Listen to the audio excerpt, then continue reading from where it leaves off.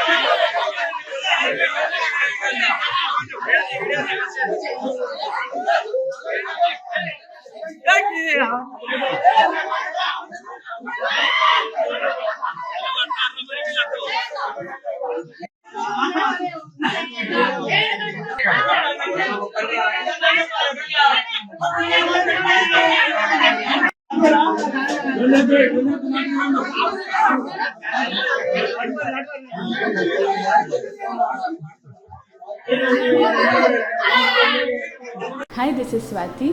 Like చేయండి, share చేయండి, comment చేయండి అండ్ సబ్స్క్రైబ్ చేయండి GRTV. Hi, this is Monica. Please like, share and subscribe GRTV.